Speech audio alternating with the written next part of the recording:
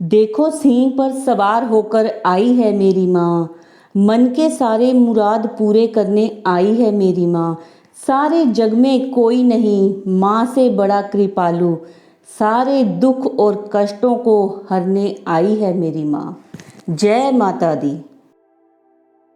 नमस्कार दोस्तों, हमारी आज की कहानी है चावल का दाना। कहानी शुरू करने से पहले आप सबसे विनती है कि आप कहानी को शुरू से लेकर अंत तक पूरा सुने और हमारे साथ बने रहें। कमेंट्स में जय माता दी जरूर लिखना। एक भिखारी एक दिन सुबह अपने घर के बाहर निकला। त्योहार का दिन है, आज गांव में बहुत भिक्षा मिलने की संभावना है। वो अपनी झोली में थोड़े से चावल दाने डालकर बाहर आया। चावल के दाने उसने डाल लिए हैं अपनी झोली में, क्योंकि झोली अगर भरी दिखाई पड़े तो देने वाले को आसानी होती है। उसे लगता है कि किसी और ने भी दिया है। सूरज निकलने के करीब है, रास्ता सोया है, अभी लोग जाग ही रहे हैं।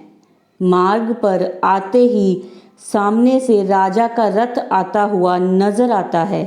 सोचता है आज राजा से अच्छी भीख मिल जाएगी। राजा का रथ उसके पास आकर रुक जाता है।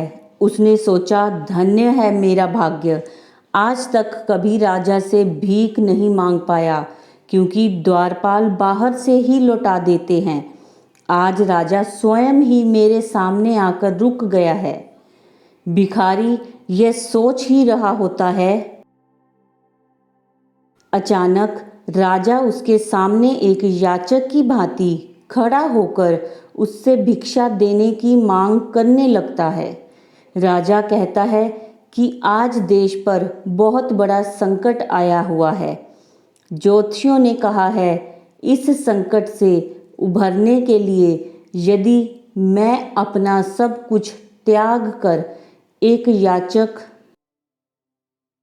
की भांति भिक्षा ग्रहण करके लाऊंगा, तभी इसका उपाय संभव है। तुम आज मुझे पहले आदमी मिले हो, इसीलिए मैं तुमसे भिक्षा मांग रहा हूँ।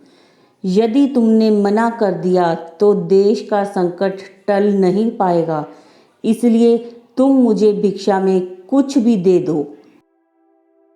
भिखारी तो सारा जीवन मांगता ही आया था, कभी देने के लिए उसका हाथ उठा ही नहीं था। सोच में पड़ गया कि ये आज कैसा समय आ गया है। एक भिखारी से भिक्षा मांगी जा रही है और मना भी नहीं कर सकता।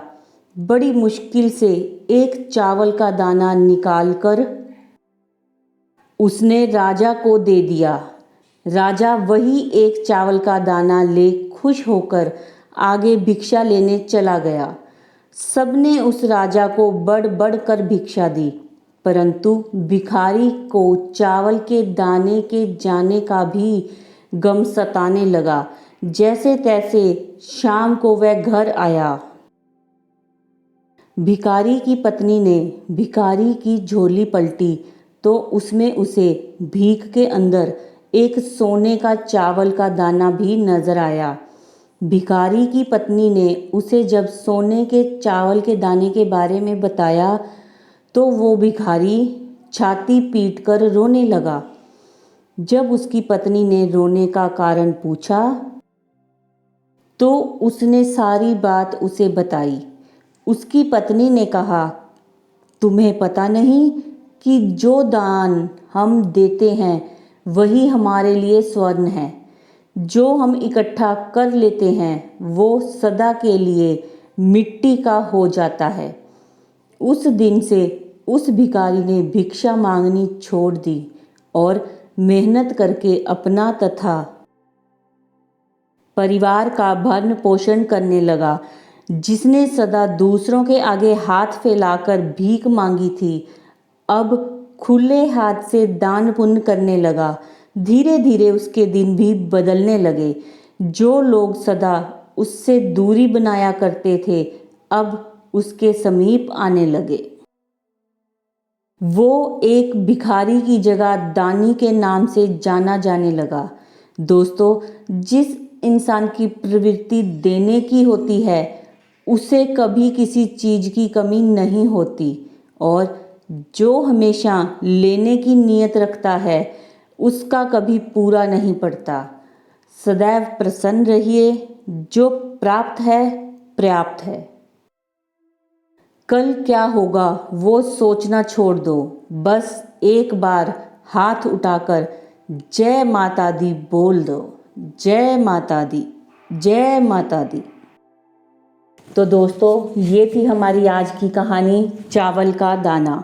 अगर आपको कहानी अच्छी लगी तो इसको प्लीज़ लाइक शेयर कमेंट ज़रूर करना, और हमारे चैनल को भी सब्सक्राइब करें, बेल आइकन को दबाएं ताकि हमारी हर रोज़ की नई कहानी का अपडेट आपको सबसे पहले मिलता रहे।